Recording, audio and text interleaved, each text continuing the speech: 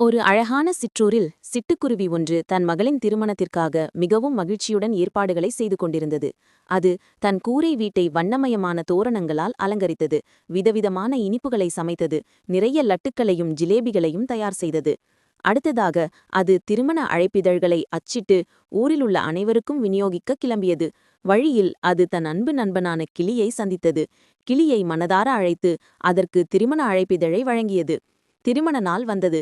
சிட்டுக்குருவி தன் மகளை சிவப்பு நிற பட்டுப்பாவாடையில் அலங்கரித்து திருமணத்திற்காக தயார் செய்தது. ஆனால் எதிர்பாராத விதமாக திடீரென்று வானம் கருத்து இடிமின்னலுடன் கூடிய பயங்கரமான மழை கொட்டத் தொடங்கியது. ஊர் தெருவெங்கும் வெள்ளம் சூழ்ந்தது. மின்னல் தாக்கியது. சிட்டுக்குருவி பதறிப்போனது. மழையில் எல்லா அலங்காரங்களும் சாமியானாக்களும் நனைய ஆரம்பித்து விட்டன.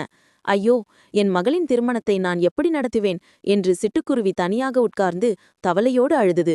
அப்போது சிட்டுக்குருவியின் நண்பன் கிளி அங்கு வந்தது. கிளி தனியாக வரவில்லை. அது தன்னுடைய அனைத்து பறவை நண்பர்களையும் அழைத்து கொண்டு வந்தது.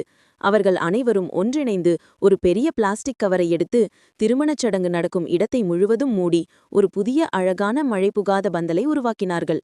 கிளியின் உதவியால் சிட்டுக்குருவியின் மகளின் திருமணம் எந்த தடையுமில்லாமல் அமைதியாக மகிழ்ச்சியுடன் நடந்தது. திருமணத்திற்குப் பிறகு சிட்டுக்குருவி நண்பனான கிளியை பார்த்து, "நீ செய்த உதவிக்கு என் மனமார்ந்த நன்றி" என்று நெகிழ்ச்சியுடன் கூறியது. ஆனால் திடீரென்று கிளி அழ ஆரம்பித்தது. ஏன் என்று சிட்டுக்குருவி கேட்டபோது கிளி வருத்தத்துடன் சொன்னது, "யாரும் என் வீடியோவை பார்க்கிறார்கள், ஆனால் லைக் செய்யவில்லை.